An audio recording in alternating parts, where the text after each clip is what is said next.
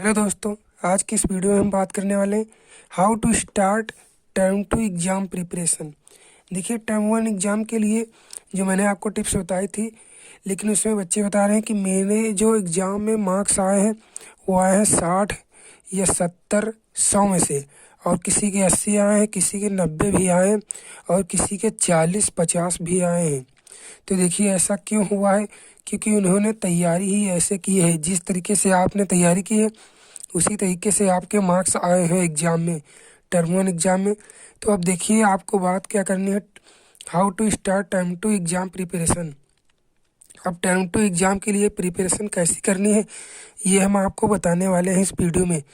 देखिए, अगर आप क्लास 10th में हैं तो अगर आप मान लीजिए मैथ में है तो उसमें आपको बहुत ही कम क्वेश्चन सॉल्व करने पड़ते हैं, और अगर आप क्लास 11 या 12 में हैं तो उसमें आपको ज़्यादा से ज़्यादा क्वेश्चन सॉल्व करने होते हैं। जैसे कि 400 से 500 क्वेश्चन आपको मैथ में सॉल्व करने पड़ेंगे। तो आपको उसमें याद नहीं रहता है कि ये कौन सा क्वेश्चन है, और जब 40 से 50 क्वेश्चन सॉल्व करेंगे कम तो उसमें आपको याद रहता है एग्जाम में कि ये एनसीईआरटी है, ये विद्या क्वेश्चन बैंक का है, ये यहाँ से आया है, तो आप क्वेश्चन को याद कर लेते हैं। लेकिन जब ज़्यादा से ज़्यादा क्वेश्चन को सॉल्व करते हैं तो याद नहीं कर पाते हैं। तो ये प्रॉब्लम हो रही है कि क्वेश्चन को याद कैसे रखें। आपको प्रैक्टिस पर डिपेंड करना है कि ज़्यादा से ज़्यादा जब क्वेश्चन आप लोग करेंगे तो उसकी जब प्रैक्टिस हो जाएगी तभी आपको बोर्ड एग्जाम में याद हो पाएगा ये क्वेश्चन हमने सॉल्व किया है। अब देखिए, आपका जो पैटर्न है सीबीएसई वालों का वो ऑब्जेक्टिव है, और इसलिए ऑब्जेक्टिव ही क्वेश्चन पूछे जाएंगे, और सब्जेक्टिव क्वेश्चन भी पूछे जा सकते हैं अगर स्थिति के हिसाब से। और यूपी बोर्ड में जो है ऑब्जेक्टिव प्लस सब्जेक्टिव क्वेश्चन पूछे जाएंगे, तो इसलिए आपको ऑब्जेक्टिव और सब्जेक्टिव दोनों की तैयारी करनी है। अब देखिए, ऑब्जेक्टिव क्वेश्चन कैसे पढ़ें। ऑब्जेक्टिव क्वेश्चन पढ़ने के लिए आपको क्या करना है, क्वेश्चन बैंक को खरीदना है। क्वेश्चन बैंक, कोई भी क्वेश्चन बैंक हो, मान लीजिए विद्या क्वेश्चन बैंक है, काका प्रकाशन है, कोई भी क्वेश्चन बैंक एक आप लोग खरीद लीजिए। उसमें आपको ऑब्जेक्टिव क्वेश्चन मिल जाएंगे, आपके पैटर्न के हिसाब से ऑब्जेक्टिव मिलेंगे। उसमें जितने ज़्यादा ऑब्जेक्टिव आप लोग पढ़ेंगे उतने ज़्यादा मार्क्स आपके इंक्रीज होने की संभावना है। और जो क्वेश्चन बैंक में होते हैं वहाँ पर ऑब्जेक्टिव ज़्यादा से ज़्यादा आपको फोकस करना है, वहाँ पर ऑब्जेक्टिव आपको दिए होते हैं ज़्यादा से ज़्यादा प्रश्न।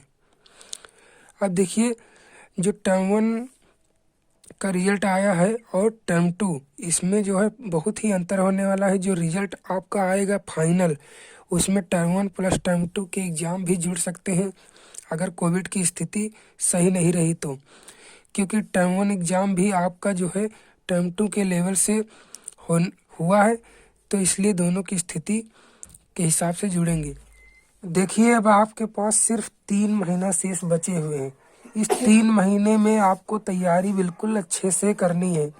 तो आपको करना क्या है, देखिए, आपका पेपर ऑब्जेक्टिव और लॉन्ग क्वेश्चन में भी आ सकता है, ऑब्जेक्टिव और सब्जेक्टिव दोनों में भी हो सकता है। और आपको अगर सब्जेक्टिव पेपर आया है तो किस तरीके से करना है कोविड की स्थिति में ध्यान को रखते हुए, और अगर आपका ऑब्जेक्टिव पेपर आता है तो किस तरीके से करना है। देखिए, आपको अपनी नोट्स बनानी है और नोट्स का अध्ययन करना है, क्योंकि पेपर ऑब्जेक्टिव आए या सब्जेक्टिव आपको नोट्स से पढ़ना है। जब आप नोट्स से पढ़ेंगे, उसमें चाहे सब्जेक्टिव आए चाहे ऑब्जेक्टिव आए, आप पेपर को बहुत ही आसानी से सॉल्व कर लेंगे।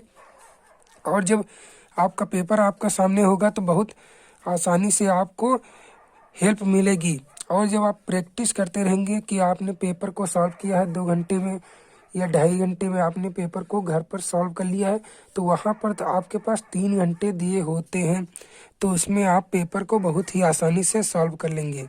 अब देखिए, अगर मान लीजिए आपका पेपर आता है सब्जेक्टिव, तो आप किस तरीके से सॉल्व करेंगे। वहाँ पर देखिए, सब्जेक्टिव में आपको जो है क्वेश्चन को लिखना पड़ता है। जब आप लिखते हैं तो वहाँ पर मार्क्स कटने के चांसेस रहते हैं। अगर आप मान लीजिए 4 मार्क्स का लिखें तो उसमें 3 भी मिल सकते हैं, लेकिन ऑब्जेक्टिव में ऐसा नहीं होता है। ऑब्जेक्टिव में अगर आपका गलत है तो फिर 1 भी नंबर नहीं मिलेगा, अगर आपका सही है तो आपका अगर 1 नंबर का है तो 1 नंबर मिलेगा। तो ऑब्जेक्टिव में ये फ़ायदा रहता है कि आपने अगर टिक लगा दिया है तो सही है, तो फुल मार्क्स मिलने की संभावना रहती है। तो अगर ऑब्जेक्टिव पेपर आता है तो आपको जो है क्वेश्चन में आपको बिल्कुल छोड़ कर नहीं आना है, कोई भी एक भी प्रश्न आपको उसमें छोड़ कर नहीं आना है, टिक मार कर आना है, क्योंकि आप में अभी माइनस मार्किंग नहीं चल रही है। जब माइनस मार्किंग चलती है तो तब वहाँ पर आप छोड़ भी सकते हैं, लेकिन यहाँ पर माइनस मार्किंग नहीं है, तो इसलिए आपको हर एक प्रश्न को अटेम्प्ट कर कर आना है। और अगर मान लीजिए आपके पास जब वहाँ पर 100 प्रश्न आते हैं, मान लीजिए 100 प्रश्न आए और वहाँ पर आपने 80 प्रश्न अगर लगाए टिक, तो वहाँ पर 80 प्रश्न में से आपकी कॉपी चेक होगी और अगर आपके मान लीजिए 70 सही निकले तो आप 70 मार्क्स पाएंगे। अगर आप मान लीजिए 70 मार्क्स पाएंगे, लेकिन एक बंदे ने क्या किया, 100 प्रश्न है तो 100 प्रश्न को हल करके आया है और उसके मान लीजिए 80 प्रश्न सही निकल गए, तो आपसे वो ज़्यादा मार्क्स पा जाएगा। इसलिए आपको सभी प्रश्न को वहाँ पर टिक मार कर आना है अगर आपका ऑब्जेक्टिव आता है। और अगर मान लीजिए आपका क्वेश्चन पेपर सब्जेक्टिव आ रहा है तो आपके 3 प्रकार के प्रश्न मिलेंगे। एक तो ऑब्जेक्टिव, एक तो देखिए अति लघु उत्तरीय प्रश्न, और दूसरे लघु उत्तरीय प्रश्न, और प्लस दीर्घ उत्तरीय प्रश्न। इतने तरीके के प्रश्न आपको मिलेंगे। यहाँ पर ये 1-1 नंबर के हो सकते हैं, ये 2-2 नंबर के, और ये 3 या 4 नंबर के हो सकते हैं, ये 6 या 7 नंबर के हो सकते हैं। तो आपको क्या करना है, अब लॉन्ग क्वेश्चन पर भी फोकस करना है।